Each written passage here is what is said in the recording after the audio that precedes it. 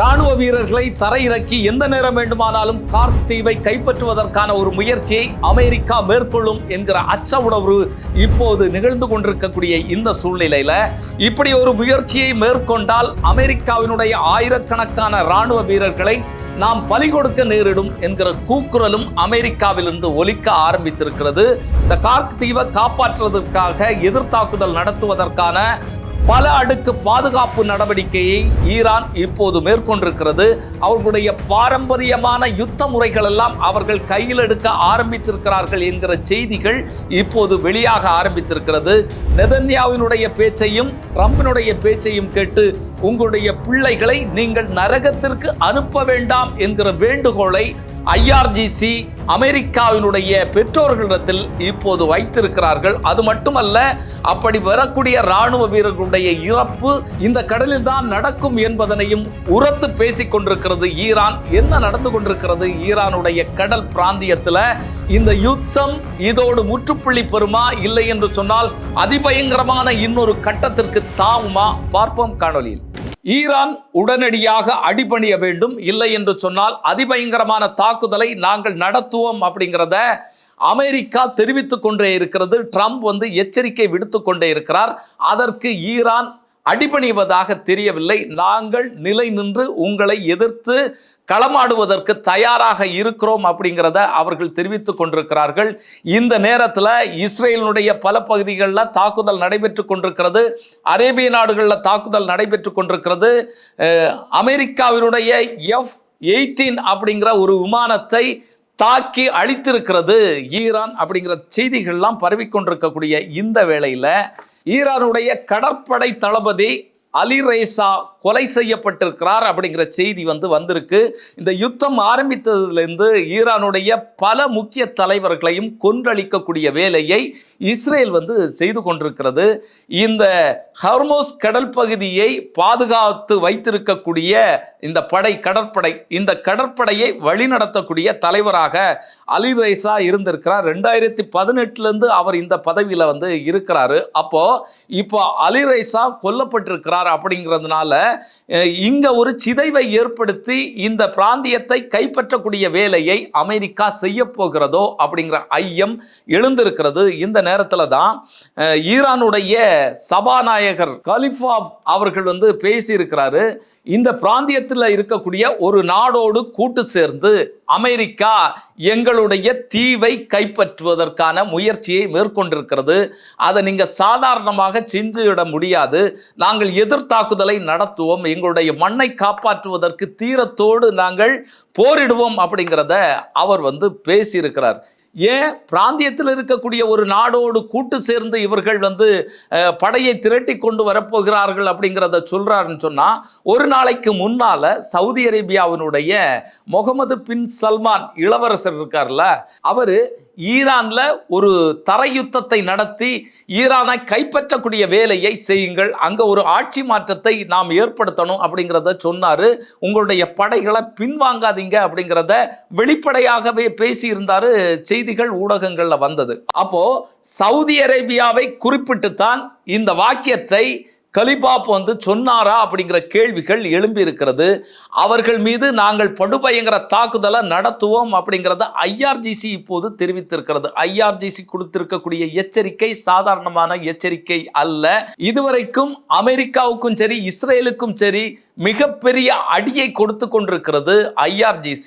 இப்போ IRGC என்ன சொல்லி இருக்குன்னு சொன்னா, நெதன்யாஹுவினுடைய பேச்சை கேட்டும் ட்ரம்பினுடைய பேச்சை கேட்டும் உங்களுடைய பிள்ளைகளை நரகத்திற்கு நீங்கள் அனுப்ப வேண்டாம் அப்படிங்கிற கோரிக்கையை அமெரிக்காவினுடைய பெற்றோர்களிடத்துல IRGC வைத்திருக்கிறது. அது மட்டுமல்ல, இந்த கடல் பிராந்தியத்தில் நீங்க இந்த யுத்தத்தை மேற்கொள்வீர்களானால் உங்களுடைய இறப்பு, உங்களுடைய உயிர் இந்த கடல்ல தான் போகும், கடல் தண்ணீரில் தான் உங்களுடைய உயிர் போகும் அப்படிங்கிற கடுமையான எச்சரிக்கையை தெரிவித்திருக்கிறது. ஏற்கனவே அமெரிக்கர்களுக்கு எந்த மாதிரியான தாக்கீதை இவர்கள் கொடுத்து கொண்டிருக்கிறார்கள், எதிர்த்தாக்குதலை கொடுத்து கொண்டிருக்கிறார்கள் அப்படிங்கிறது நமக்கு தெரியும்.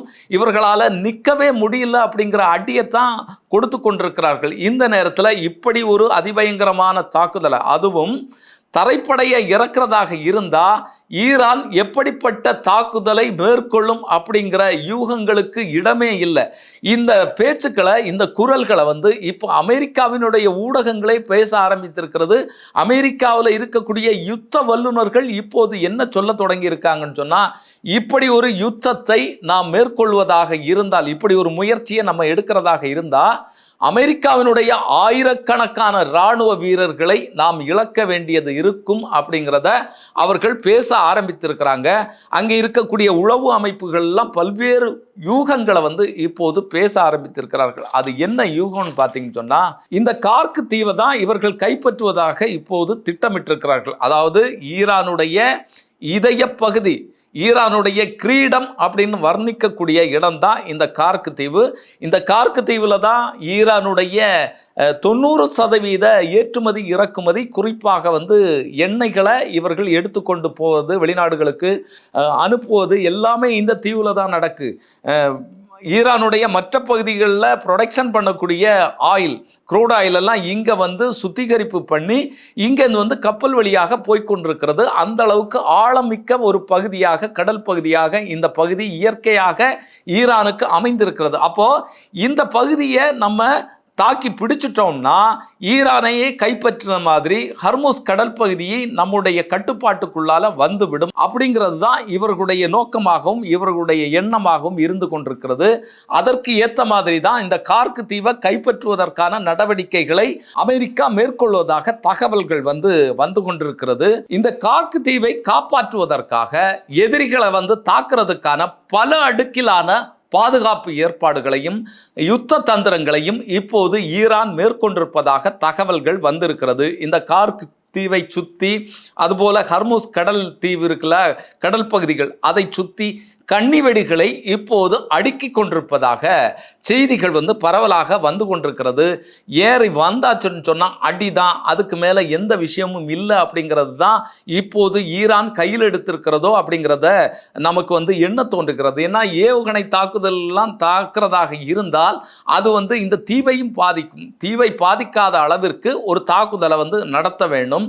அப்போ என்ன செய்வது அப்படிங்கிறதுக்காகத்தான் இந்த கன்னிவெடிகளை இப்போது வைத்திருப்பதாக தகவல்கள் வந்து கொண்டிருக்கிறது. இன்னொன்று பார்த்தீங்கன்னு சொன்னா, ஈரான் இராணுவ வீரர்கள் இவர்களுடைய பாரம்பரியமான முறை இருக்குல்ல, இப்போ அமெரிக்காவினுடைய F-35 விமானம், இந்த F-35 விமானத்தை எப்படி தாக்கி அழித்தோம் அப்படிங்கிற செய்திகள்லாம் வெளியாச்சு. இந்த தோளில் சுமந்துட்டு இருக்கக்கூடிய ஏவுகணை மூலமாக அடித்து தான் இந்த F-35 விமானத்தை அடித்தாங்க. அது மேன்பேட் அப்படின்னு சொல்லக்கூடிய ஒரு முறை, யுத்த முறை. இந்த ஆயுத குழுக்கள் எல்லாம் இந்த பகுதிகளில் இந்த மாதிரியான யுத்த முறைகளை கையாண்டு கொண்டிருக்கிறார்கள்.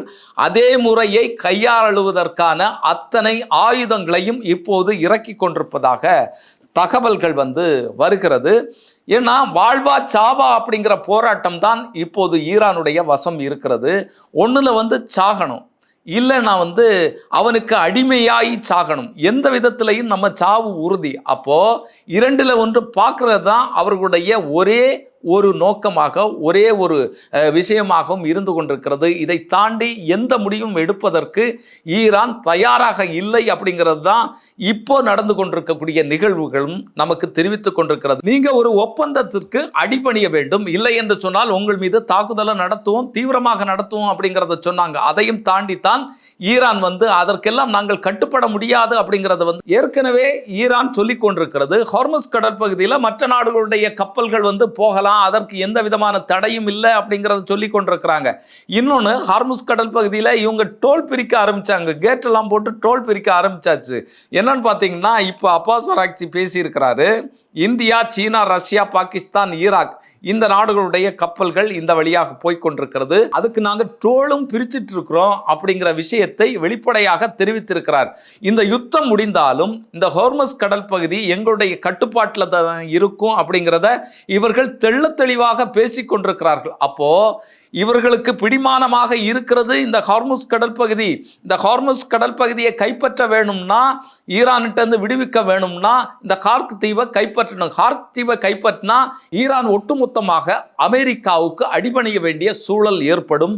இங்கே இருக்கக்கூடிய நிலவரங்கள் அடுத்தபடியாக எப்படி மாறும் அப்படிங்கிறத சொல்வதற்கில்லை. அதனால எதிர்த்து ஆடக்கூடிய ஒரு நிலையை, எதிர்த்து அமெரிக்காவை அடிக்கக்கூடிய ஒரு நிலையில தான் இப்போது ஈரான் இருந்து கொண்டிருக்கிறது. அதற்கான அத்தனை திட்டங்களையும் இப்போது ஈரான் வகுத்து கொண்டிருக்கிறது அப்படிங்கிற செய்தி தான் இப்போது சுட சுட வந்து கொண்டிருக்கிறது. ஆனாலும் வரக்கூடிய நாட்களில் இதில் ஏதாவது நாடுகள் தலையிட்டு இந்த பேச்சுவார்த்தையை நடத்துமா அப்படிங்கிற ஒரு கேள்வி நமக்கு எழும்பியிருக்கிறது. இதில் பார்த்தீங்கன்னு சொன்னால் மிக மிக முக்கியமான ஒரு விஷயத்தை உங்களுக்கு பகிரணும். அது பாகிஸ்தான் இப்போ ஒரு செய்தியை வெளியிட்டிருக்கிறது. அது பார்த்தீங்கன்னு சொன்னால் வெளியுறவுத்துறை அமைச்சர் அப்பாஸ் அராக்சி, ஈரானுடைய வெளியுறவுத்துறை அமைச்சர், அதுபோல முகமது பாகர் காலிஃபா பாராளுமன்றத்தினுடைய சபாநாயகராக இருக்கக்கூடியவர் ஈரானுடைய, இந்த 2 நபர்கள் மீதும் தாக்குதல் நடத்தக்கூடாது, இவர்களை கொல்லக்கூடாது அப்படிங்கிற ஒரு வேண்டுகோளை பாகிஸ்தான் அமெரிக்காவுக்கு விடுத்து,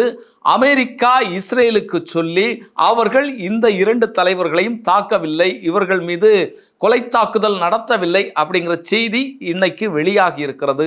இது எந்த அளவுக்கு உண்மை அப்படிங்கிறது தெரியல. இந்த செய்தி எப்படி கசிந்தது அப்படிங்கிறதும் தெரியல. இந்த செய்தியை ஈரான் எப்படி எடுக்கும் அப்படிங்கிறது தெரியல. என்னன்னு சொன்னா, அவர்கள் இந்த யுத்தத்தில் பார்த்தீங்கன்னு சொன்னா உயிருக்கு பயந்து எங்கேயும் போய் ஒளிந்திருக்கவில்லை. அதாவது இந்த உயிரை கொடுக்கிறது ஈரானுக்காக, நாட்டுக்காக அர்ப்பணிக்கிறது அப்படிங்கிறதுல ரொம்ப திடமாகவும் ரொம்ப கண்ணியமாகவும் இதில் இருந்து கொண்டிருக்கிறார்கள். ஒரு யுத்தம் நடந்து கொண்டிருக்கக்கூடிய நேரம் பாதுகாப்பாக இருக்கணும் அப்படிங்கிற எந்த விஷயமும் இவர்கள் மேற்கொள்ளவில்லை.